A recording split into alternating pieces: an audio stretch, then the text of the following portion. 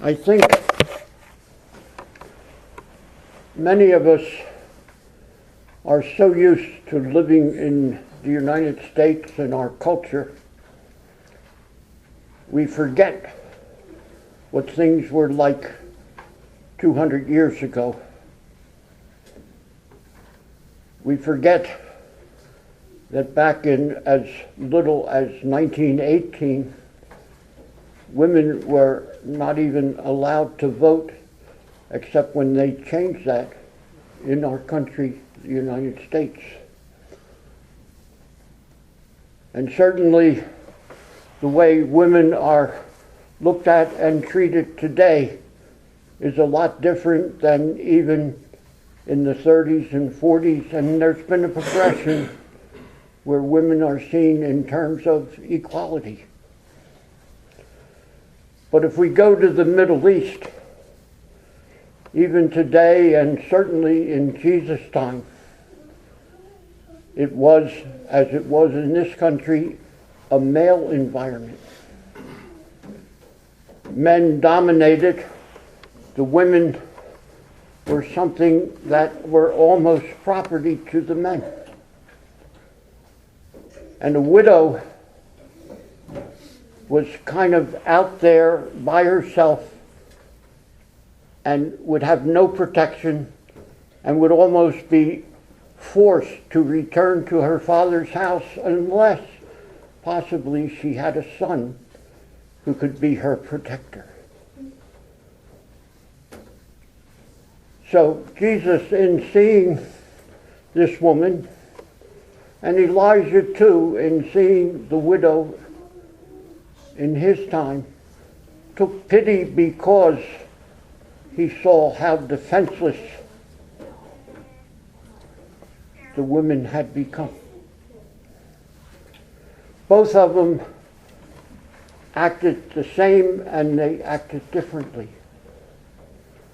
Elijah, with his pity, said, "Give me the boy," and took him to his private room that she had given him. And he prayed to God that life be restored to the boy. And when he was, he gave her to the mother. Jesus said, "Don't weep," to the mother, and simply stopped the bearers with the coffin and commanded the young man to arise. And the writer of the gospel is pointing out that Jesus, the prophet, had the power that Elijah did not have. Jesus did not have to pray to God to act. Jesus acted on his own. And Jesus did the same thing and gave the boy back to his mother. The point, I think, of the both readings is the care, love, and compassion that God has for all of us. Those of us who are in extreme times, extreme need, extreme want, his compassion is there. We need only to seek it out and ask for it. He looks after us even though we don't know how sometimes, but we all know that in our hard times we've gotten through because God has some way bolstered us up.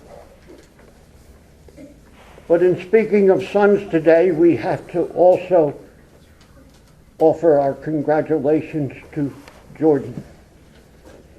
Today he is, for the first time, going to come up to the altar of God and share with all of us the body and blood of Christ.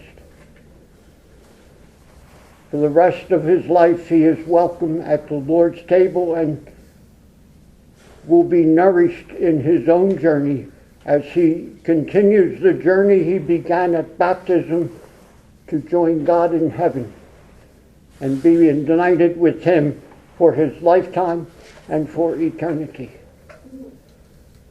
So with that in mind, we pray this Sunday for all those who seek God's compassion and ask that he look after all those in need, all those who are sorrowful, all those who want his help.